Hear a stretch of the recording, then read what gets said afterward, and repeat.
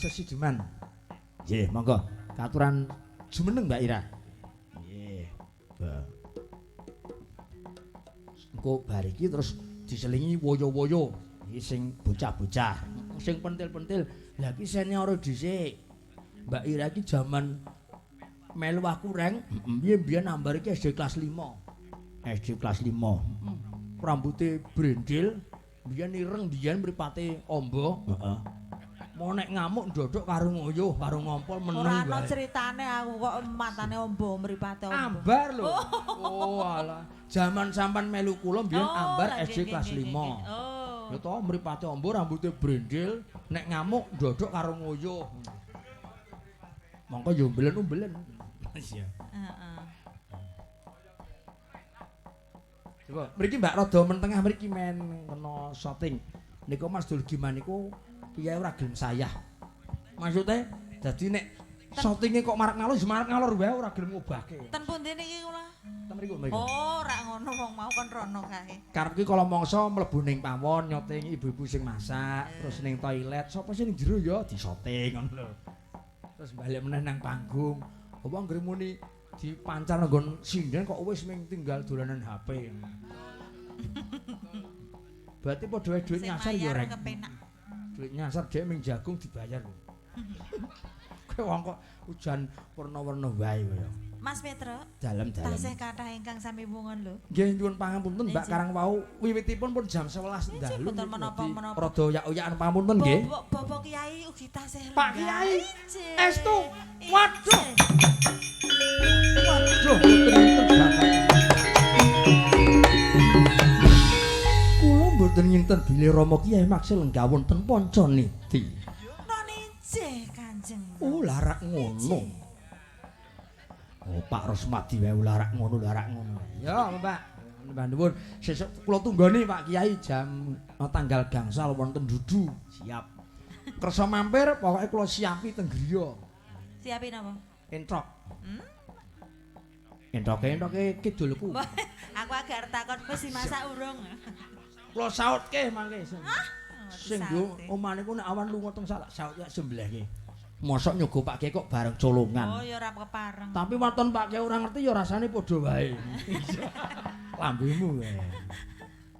Go Mbak, dandang kula riyen go.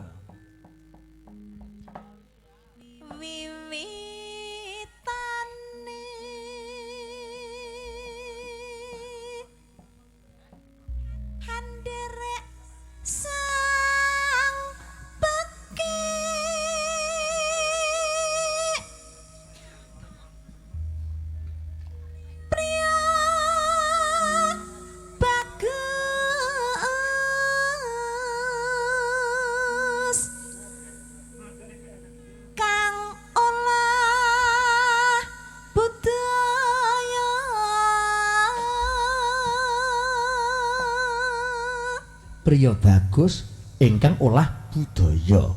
Agus berarti iki. Piyai bagus olah budaya Agus iki. Bapak Agus iki ya piyai kraton. Terus ke siki, terus ke. Kraton. Kraton Kidul jare. Kraton Kidul niku padha karo pinggir segara Parangkusuma. Pas nika juru kuncine Parangkusuma pikantuk sesanggeman saking ngersa dalem. Mulane kula dek mriko niku ketemu karo Mas Agus. Mbuh ro sapa. Jare nek bar mayang sok kali-kali ya dolan. Jare dalange ya sok mriko kok ngono. Arep ndelok-ndelok kaya ngapa Gus? Njajal kahanan Parangkusuma iki kaya ngapa ngono.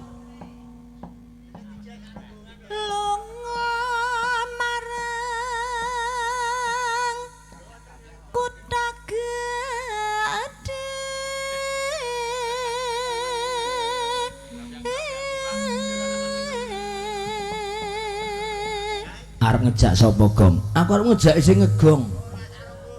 Sapa? Mas Kirman. Ki arep tak seneng-senengke Mas Kirman lho.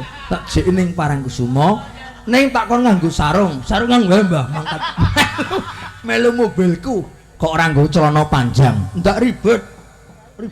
Engko ning kono iki salehke ndi? Nek sarung ora kepepete kena digelari. Nggo semek. Lambemu kowe ya. Ora watak iki wong piyai jejeg jujur. Aku yo nggumunok wiyagane iki janda. Piye? Lunyu ngoten lho, saut-sautane lunyu ha wong sarung kok le muni sarung kok cilik jare. Wiyagaku ki aneh kok, Mbak. Sing gender niku lho. Sing genderku nek perut ora seneng senenge malah sing lunyu. Lah iku ora aneh banget iki. Lunyu omongane iki lunyu nek perut-perut iki dhek ora seneng malah.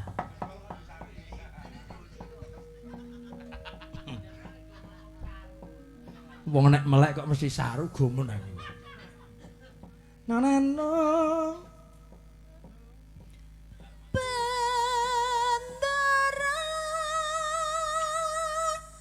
wis kayongyon. nano nenong Munggah apa medun? mudun. Oh medun mawon. Oh, tak kira nek arep kon nyengkok. Ora usah, mau wis munggah kok mudun gentenan kok. Selendang kuning kang saking jago keloro wukir.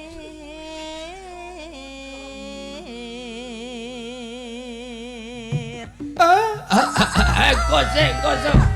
Prasido tembangan Semar Yamene kok metu kosek. Wong dumeh jago kloro kok bapak Yamene wis metu. Kosek. Yo. Suwara kurang permana ning wasiska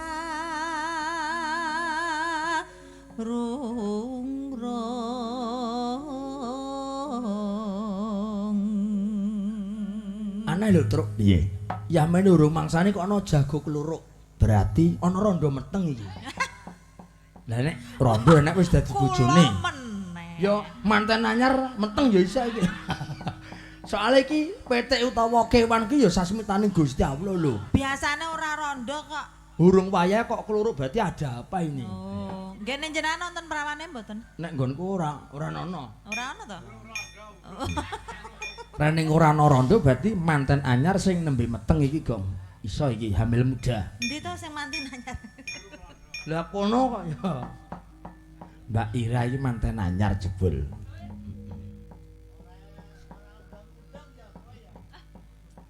Dalange ngarang ngono. Ninung.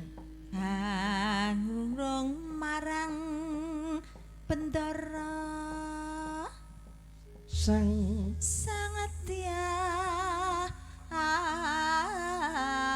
ayo pijer ngincangake alis terus tresna sesi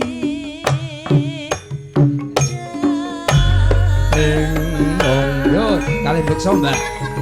Yo. Alil.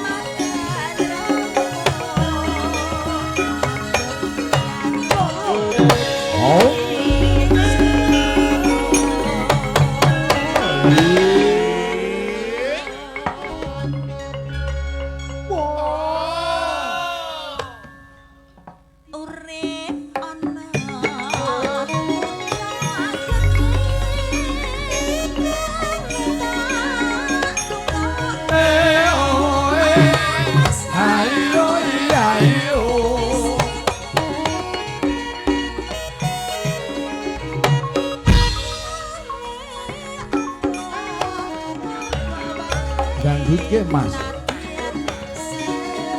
Harus enggaki. Roswara. Yo.